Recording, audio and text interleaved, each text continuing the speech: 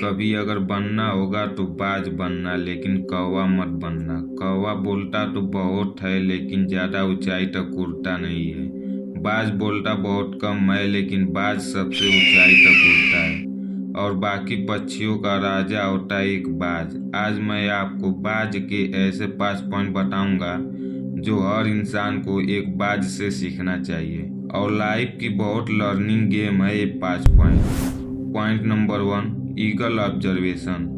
बाज जब अपना शिकार करता है तो एक बार बस अपना टारगेट लॉक करता है, फिर अपने से बड़े शिकार करना हो या अपने से छोटे शिकार करना हो, लेकिन हमेशा वह अपने हरकत एवं एक्टिविटी को ऑब्जर्व करता रहता है। यदि मछली का शिकार करना होता है तो वह समुद्र की सारी मछलियां को शिकार नहीं बनाता, बल्कि समुद्र के सरफेस पर तैरने वाली मछली का शिकार बनाता है। इससे हमें यह सीख मिलती है कि हमें हर दिशा में नहीं दौड़ना चाहिए, केवल एक दिशा में फोकस करें। हमें कितना भी कठिनाइयां आए फिर भी पीछे नहीं हटना चाहिए।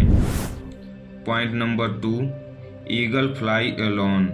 बाज सारी पक्षियों के मुकाबले में सबसे ऊपर उड़ता है। बाज हमेशा अपने से छोटी पक्षियों के साथ नहीं उड़ता है, उड़ेगा भी तो बाज के ही साथ या अकेले उड़ता है। इससे हमें यह सीख मिलती है कि छोटी सोच वाले से हमेशा दूर रहें और अकेले रहो, क्योंकि अब यही वो समय है जो अपने आप को जानने का मौका मिलता है।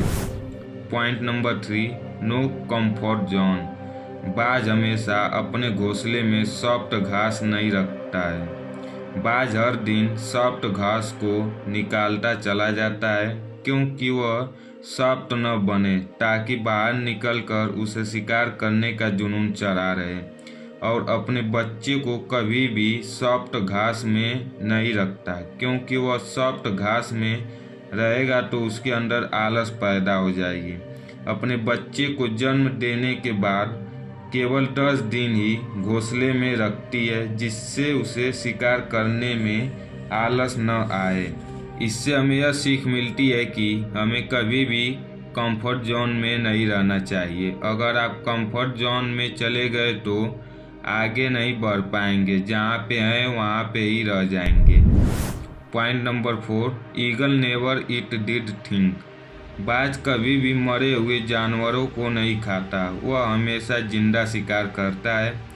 इससे हमें यह सीख मिलती है कि जो हमारा पास्ट है वह मर चुका है, तो अपने मरे हुए सड़े हुए थॉट पर मत ध्यान दो और अपनी आने वाली ताज़ी फ्रेश ज़िंदगी पर ध्यान लगाओ। अपनी पास्ट की पुरानी यादें जो तंग करती है उसे वहीं पे रहने दो जहां उसकी जगह है।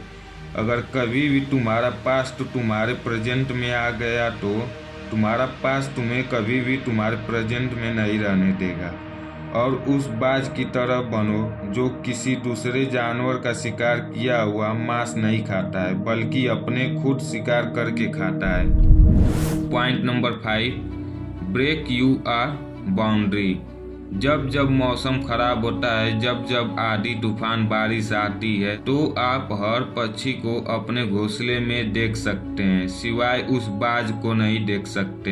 यही उसका टास्क होता है, अपने आप को अपग्रेड करने का। यही देखकर हर पक्षियाँ घबराता है, बस उसके आवाज़ से सारे जानवर सारे पक्षियाँ डर जाते हैं। तब कहीं जाकर वह अपने साम्राज्य का बादशाह कहलाता है। लेकिन क्या हमने अपने सीमाओं को तोड़कर परखने का साहस किया है?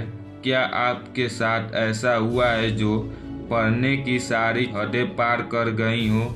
आप अपने काम को सारी हदें पार कर गई हो? शायद नहीं, क्योंकि हम सीमाओं को पार करने की तो दूर, हम तो अपनी कार्य तब करते हैं जब कोई ऑप्शन न बचे।